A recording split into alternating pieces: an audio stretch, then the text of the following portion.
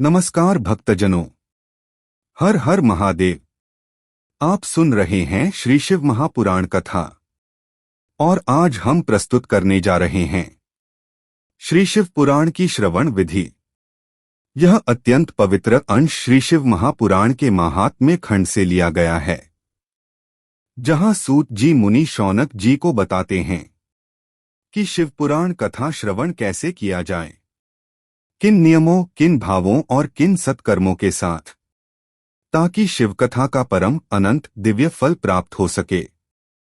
आज हम जानेंगे सही मुहूर्त में कथा आरंभ करने का महत्व, कथा स्थल को विवाहोत्सव सा पवित्र व मंगल बनाना, वक्ता जो करोड़ों योनियों से मुक्ति दिलाने वाले गुरु समान हैं, श्रोताओं की श्रद्धा, मौन, संयम और आसन का अनुशासन, और अंत में गणेश जी तथा साक्षात शिवस्वरूप शिव पुराण की पूजा की व्यवस्था।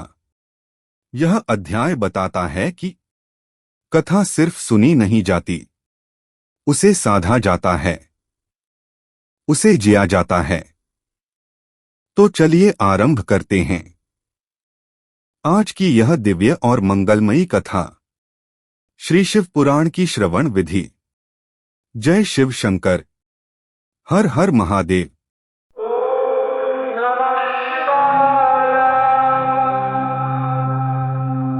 आज हमारे पास एक बड़ा ही अनोखा दस्तावेज है।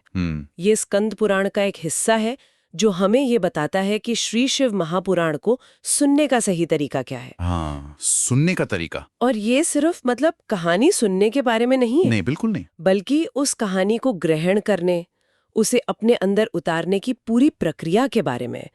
ये तो किसी आध्यात्मिक इवेंट के लिए एक डिटेल्ड यूजर मैनुअल जैसा है। बिल्कुल। और जो बात मुझे इसमें सबसे दिलचस्प लगती है वो ये है कि इसमें कंटेंट से ज्यादा क्या कहते हैं, कॉन्टेक्स्ट पर जोर है। अच्छा। यानी कथा क्या है वो तो महत्वपूर्ण है ही, लेकिन आप उसे किस माहौल में, किस मानसिकता के साथ और किस तैयारी के साथ ग्रहण कर रहे हैं, वो शायद उससे भी ज्यादा जरूरी है। ये पैसिव लिसनिंग नहीं है। नहीं, ये एक एक्टिव, पूरी तरह से शामिल होने वाली साधना है। इसकी शुरुआत ही बड़े सधे हुए अंदाज में होती है। ऐसा नहीं है कि किसी का मन किया, किताब खोली और पढ़ना शुरू कर दिया।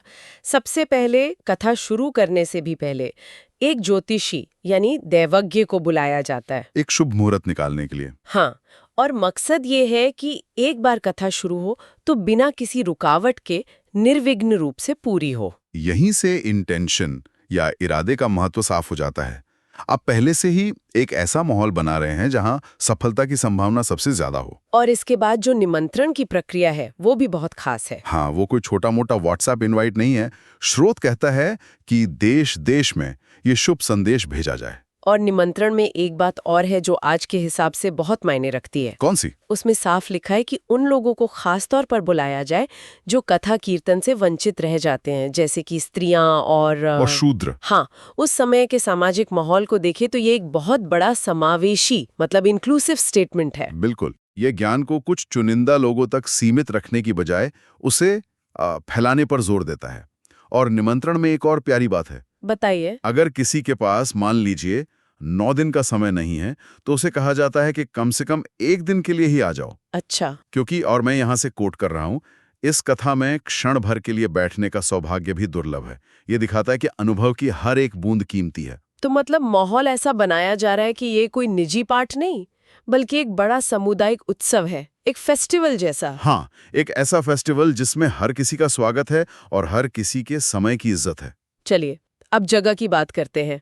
माहौल बन गया है, मेहमान आ रहे हैं, लेकिन ये सब होगा कहाँ? जगह के लिए भी बहुत विस्तार से बताया गया है। या किसी मंदिर में हो सकता है, किसी तीर्थ पर, जंगल में या घर पर भी, लेकिन शर्त यह है कि जगह को पूरी तरह से शुद्ध किया जाए, लीपा जाए और सजाया जाए। हाँ, केले के खंभों, जिन्हें कदली स्तंभ कहा गया है, फल, फूल और सुंदर चांदुए से एक ऊंचा मंडप बनाने का जिक्र है। चारों तरफ झंडी और पताकाएं लगाने की बात है। एक ऐसा स्पेस तैयार करना जो आपके रोजमर्रा की दुनिया से बिल्कुल अलग हो। बिल्कुल। एक ऐसा पोर्टल जहां आप घुसते ही अपनी भारी चिंताओं को पीछे छोड़ दें। एग्जैक्टली। इसका मकसद ही यही है कि एक ऐसा माहौल बनाया जाए जो पवित्र हो और मन को एकाग्र करने में मदद करे।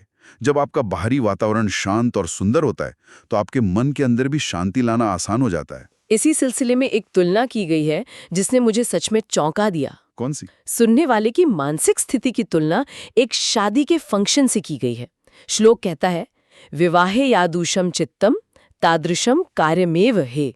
मतलब जैसा ध्यान और उत्साह एक शादी में होता है वैसा ही यहाँ होना चाहिए। ये तो कमाल की बात है। यह एक बहुत ही शक्तिशाली मनोवैज्ञानिक तकनीक है। आप सोचिए, जब आप किसी करीबी की शादी में होते हैं तो क्या होता है? पूरा ध्यान वही होता है। हाँ, आप काम के बारे में नहीं सोच रहे होते, घर की चिंताओं के बारे में नहीं सोच रहे होते, आप पूरी तरह से उस पल में मौजूद होते हैं। यही उम्मीद यहाँ कथा सुनने वाले से की जा रही है। ये सिर्फ शारीरिक उपस्थिति की मांग नहीं है। नहीं, ये पूरी मानसिक और भावनात्मक मौजूदगी की मांग है। मैंने कभी सुनने को इस नजरिए से देखा ही नहीं था। अगर हम हर जरूरी जानकारी को इसी तरह ग्रहण करने लगे तो शायद हम आधी चीजें भूले ही नहीं। बिल्कुल। बैठने की व्यवस्था भी बड़ी खास है। वक्ता का मुंह उत्तर की ओर, उदंग मुख हो, हाँ। और सुनने वालों का मुंह पूरब की ओर, प्राग्वदनस तथा। ये व्यवस्थाएं प्रतीकात्मक भी हो सकती हैं और शायद उस समय के वास्तु या ऊर्जा विज्ञान के हिसाब से भी महत्वपूर्ण मानी जाती होंगी, लेकिन मूल बात वही है कि कुछ भी कैजुअल नहीं है। हाँ, कुछ भी जुफैलिश नहीं है। हर पहलू को सोच समझकर डिजाइन किया गया है ताकि सुनने का अनुभव अपने चरम पर पहुंच सके। ठीक है, तो जगह तैयार है, माहौल बन गया है, सब कुछ एकदम पवित्र है, लेकिन ये सब तो सिर्फ स्टेज है। असली कहानी तो उन दो लोगों पर निर्भर करती है जो इस मंच पर है, एक जो बोल रहा है और दूसरा जो सुन रहा है। मुझे इस बात में बहुत दिलचस्पी है कि स्रोत इनके बारे में क्या कहता है। क्या कोई भी कथावाचक हो सकता है? स्रोत इस मामले में मतलब बहुत उदार भी है और बहुत सख्त भी है। अच्छा। उदार इस मायने में है कि वक्ता की सामाजिक या आर्थिक हैसियत कोई मायने नहीं रखती। साफ कहा गया है कि वक्ता चाहे बच्चा हो, जवान हो, बूढ़ा, गरीब या कमजोर, अगर वो पुराणों का जानकार है तो वो पूजनीय है। उसकी उम्र या दौलत देखकर उसे कम आंकने की सख्त मनाही है। यहाँ तक कि उसकी वाणी को कामधेनु गाय की तरह बताया गया है जो हर इच्छा पूरी करती है। ये तो वक्ता को बहुत ही ऊंचा दर्जा देना हुआ। बिल्कुल, उसे परम गुरु कहा गया है। परम गुरु क्यों? क्योंकि वो करोड़ों जन्मों के दुखों में फंसे इंसान को मुक्ति का रास्ता दिखा रहा है। लेकिन यहाँ पर सख्ती भी है। वो क्या? एक अच्छे वक्ता के गुण भी बताए गए हैं। उसे पवित्र होना चाहिए, अपनी बात कहने में कुशल, शांत, ईर्ष्या से रहित, साधु स्वभाव का और दयालु होना चाहिए। मतलब वो सिर्फ एक अच्छा पब्लिक स्पीकर नहीं है। नहीं, वो एक आध्यात्मिक मार्गदर्शक है जिसकी अपनी साधना भी होनी चाहिए। वक्ता के लिए तो बहुत ऊंचे आदर्श रखे गए हैं, लेकिन सुनने वाले का क्या? क्या सारी जिम्मेदारी वक्ता की है? नहीं, बिल्कुल नहीं। या सुनने वाले से भी उतनी ही उम्मीद की जाती है? मुझे लगता है आज के जमाने में हम सारा जोर कंटेंट क्रिएटर पर डालते हैं, कंटेंट कंज्यूमर पर नहीं। ये एक बहुत अच्छा पॉइंट है और ये दस्तावेज इस मामले में बिल्कुल साफ है।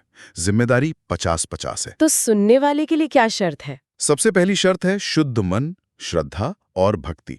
उसे अपनी सांसारिक चिंताएं, पैसा, घर, बच्चे, इन सब को दरवाजे के बाहर छोड़कर आना होता है और अपना पूरा ध्यान कथा में लगाना होता है। मतलब अगर आपका दिमाग ऑफिस की ईमेल चेक कर रहा है तो आप असल में वहां है ही नहीं। बिल्कुल। स्रोत तो कुछ लोगों को सुनने के लिए अयोग्य भी बताता है। हाँ, मैंने भी पढ़ा, एक लिस्ट है। जो लोग बहुत सारे कामों में उलझे हुए हैं, जिनका मन भटकता रहता है, जो काम, क्रोध, लोभ जैसे विकारों से भरे हैं, ऐसे लोगों को कथा सुनने का पुण्य फल नहीं मिलता। बात बहुत सीधी है। हाँ, ज्ञान केवल शब्दों का ढेर नहीं है। उसे ग्रहण करने के लिए आपका पात्र यानी आपका मन साफ और स्थिर होना चाहिए। अगर गिलास पहले से ही कीचड़ से भरा है तो आप उसमें अमृत भी डालेंगे तो वो जहर बन जाएगा। और अब उस हिस्से पर आते हैं जो शायद सुनने में सबसे अजीब और चौंकाने वाला लगे। नियम। कथा सुनने के दौरान क्या नहीं करना चाहिए, इसकी एक बहुत लंबी लिस्ट है और हर नियम को तोड़ने का एक भयानक परिणाम भी बताया गया है। हाँ, ये नियम आज के हिसाब से बहुत कठोर लग सकते हैं, लेकिन अगर हम उनके पीछे की मंशा को समझें तो वो अनुशासन और सम्मान स्थापित करने के लिए बनाए गए हैं। उनका मकसद है सुनने वाले को हर पल कॉन्शियस यानी सचेत रखना। चलिए कुछ उदाहरण देखते हैं। एक नियम है कि सिर पर पगड़ी या टोपी पहनकर सोशनीशम मस्तका कथा नहीं सुननी चाहिए। ऐसा करने वालों के बेटे पापी और कुल को बदनाम करने वाले होते हैं। ये शायद अनादर का प्रतीक माना जाता होगा। जैसे आज भी हम कई पवित्र स्थानों पर सिर ढककर या जूते पहनकर नहीं जाते, ये आपके बाहरी आचरण से आपके अंदर के सम्मान को दर्शाने का एक तरीका है। अच्छा। ये एक शारीरिक क्रिया है जो आपके मन को एक संदेश देती है कि यह जगह और यह समय खास है, सावधान रहो। एक और नियम है, पान चबाते हुए कथा सुनने वालों को यमदूत नरक में उनकी ही विष्ठा खिलाते हैं। हाँ, मैं समझती हूँ कि इसका उद्देश्य एकाग्रता बनाना है, लेकिन ये नियम कुछ ज्यादा ही कठोर नहीं लगते? क्या इससे लोगों में ज्ञान के प्रति श्रद्धा से ज्यादा डर पैदा नहीं होता होगा? ये सवाल लाजमी है, लेकिन इसे इस तरह से देखिए, ये नियम असल में आज के मनोवैज्ञानिक सिद्धांतों से काफी मिलते जुलते हैं। कैसे? आज हम फ्लो स्टेट की बात करते हैं, जहां आप किसी काम में पूरी तरह डूब जाते हैं। ये नियम वही हासिल करने की एक प्राचीन विधि है। पान चबाना, ऊंचे आसन पर बैठना, टोपी पहनना, ये सब छोटी छोटी डिस्ट्रैक्शंस हैं जो आपका कॉग्निटिव लोड बढ़ाती हैं। अच्छा, तो ये नियम आपके दिमाग को सिर्फ एक काम पर फोकस करने के लिए ट्रेन कर रहे हैं, इन सब बाहरी नॉइस को हटाकर। बिल्कुल। और जो सजाएं हैं वो इतनी भयानक इसलिए हैं ताकि नियम तोड़ने का ख्याल भी मन में ना आए। अच्छा। ये एक तरह का साइकोलॉजिकल डिटेरेंट है। जैसे आसन को लेकर नियम है, वक्ता से ऊंचा आसन पर बैठने वाला नरक भोगने के बाद कौवा बनता है, और जो वक्ता के बराबर आसन पर बैठता है, हाँ, उसे गुरु तलपसम पाप लगता है, यानी गुरु की पत्नी के साथ सोने जैसा महापाप। बाप रे, ये तो बहुत ही गंभीर है। मतलब वक्ता के बराबर बैठना भी ज्ञान के अपमान जैसा है। हाँ, क्योंकि वक्ता वहां सिर्फ एक इंसान नहीं है, वो व्यास के आसन पर बैठा है। वो ज्ञान का माध्यम है, ज्ञान का स्रोत है। हाँ, उससे ऊंचा या बराबर बैठना उस ज्ञान की परंपरा का अपमान है। यह हायरार्की सम्मान पर आधारित है, अहंकार पर नहीं। और भी हैं, बिना प्रणाम किए कथा सुनने वाले अर्जुन वृक्ष बनते हैं, बिना किसी बीमारी के लेट कर कथा सुनने वाले अजगर बनते हैं।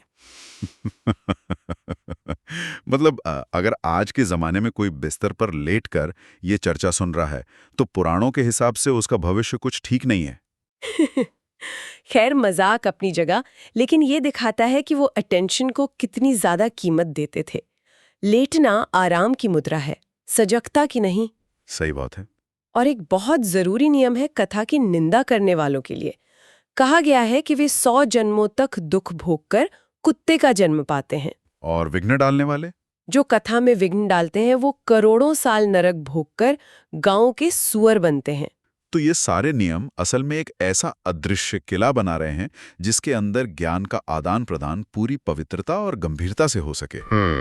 ये सुनने की क्रिया को एक कैजुअल एक्टिविटी से उठाकर एक यज्ञ के स्तर पर ले जा रहा है। आपने सही शब्द इस्तेमाल किया, यज्ञ। ये ज्ञान यज्ञ ही है, और यज्ञ के अपने नियम होते हैं। तो अब सब कुछ तैयार है, जगह, वक्ता, श्रोता, सब अपने अपने नियमों से बंधे हैं। अब कथा का विधिवत आरंभ कैसे होता है, इसकी भी एक तय विधि है। सबसे पहले, जैसा हर शुभ काम में होता है, विघ्नहर्ता गणेश जी की पूजा की जाती है, ताकि ये 9 दिन का आयोजन बिना किसी बाधा के पूरा हो। बिल्कुल। और इसके बाद एक बहुत ही सुंदर चीज होती है, शिव पुराण ग्रंथ की पूजा। हाँ, किताब को सिर्फ कागज का बंडल नहीं माना जाता, बल्कि साक्षात शिव का स्वरूप, साक्षात शिव स्वरूपकम। और उस ग्रंथ के लिए एक प्रार्थना भी है, जिसमें भक्त हाथ जोड़कर कहता है, हे शंकर, मैं आपका दास हूं, कर्मरूपी मगरमच्छ ने मुझे पकड़ रखा है, इस संसार सागर से मेरा उद्धार करें। आप सोचिए, आप एक किताब से प्रार्थना कर रहे हैं कि वो आपको बचाए। हाँ, ये ग्रंथ को एक जीवित शक्तिशाली सत्ता के रूप में देखने का भाव है। यानी वक्ता की पूजा होती है, उन्हें व्यास का रूप मानकर फूल, कपड़े और गहनों से सम्मानित किया जाता है। ये उस व्यक्ति के प्रति कृतज्ञता है जिसके जरिए आप तक ज्ञान पहुंच रहा है। बिल्कुल। और एक और बात है, वहां पर कुछ ब्राह्मणों को भी नियुक्त किया जाता है। हाँ, ओम नमः शिवाय मंत्र का जाप करने के लिए। हाँ, कथा के दौरान मंत्र का लगातार जाप करने के लिए 5 या कम से कम 1 ब्राह्मण को नियुक्त करने का विधान है। ये एक तरह से बैकग्राउंड में एक आध्यात्मिक साउंड ट्रैक बनाए रखता है, जो माहौल को ऊर्जावान और पवित्र रखता है। तो ये एक मल्टी लेयर्ड, बहुस्तरीय प्रक्रिया है। आप बाधाओं को दूर करने वाले की पूजा कर रहे हैं, गणेश। ज्ञान के स्रोत की पूजा कर रहे हैं, पुराण। कि सुनने वाले का मन, शरीर और आत्मा तीनों पूरी तरह से उस ज्ञान को ग्रहण करने के लिए तैयार हों। तो इन सब नियमों, तैयारियों और अनुष्ठानों को देखने के बाद एक बात तो साफ है, ये सिर्फ एक किताब पढ़ना या कहानी सुनना नहीं है। नहीं, ये एक बहुत सावधानी से डिजाइन किया गया गहरा, सम्मानजनक और पूरी तरह से इमर्सिव अनुभव है। सही कहा। ये सारे नियम और अनुष्ठान एक ही विचार की ओर इशारा करते हैं कि आप ज्ञान कैसे प्राप्त करते हैं। ये उतना ही महत्वपूर्ण है जितना कि स्वयं ज्ञान। The medium and the method are part of the message. प्रक्रिया ही संदेश का एक हिस्सा है। ये पूरा अध्याय सुनने की क्रिया को एक निष्क्रिय गतिविधि से एक गहन आध्यात्मिक साधना में बदल देता है। सुनना यहाँ एक कर्म है, एक योग है। और ये हमें सिखाता है कि सच्चा सीखना सिर्फ जानकारी इकट्ठा करना नहीं है, बल्कि खुद को उस जानकारी को ग्रहण करने के लायक बनाना भी है। तैयारी, सम्मान और एकाग्रता के बिना ज्ञान भी सिर्फ सूचना बनकर रह जाता है। ये स्रोत एक पवित्र ग्रंथ को सुनने के लिए एक अविश्वसनीय रूप से विस्तृत गाइड है। और ये आज की सूचना से भरी दुनिया के लिए एक बहुत जरूरी सवाल खड़ा करता है। बिल्कुल। हम दिन भर में कितना कुछ सुनते हैं, पढ़ते हैं, देखते हैं। तो सोचने वाली बात यह है कि अगर हम आज उपभोग किए जाने वाले ज्ञान के प्रति, चाहे वो किसी किताब से हो, किसी लेक्चर से या ऐसी ही किसी चर्चा से हो, अगर हम उसके प्रति इस तरह की तैयारी, इरादे और श्रद्धा का सिर्फ 10% भी लागू करें, तो हमारी अपनी सीखने और समझने की क्षमता कितनी बदल सकती है।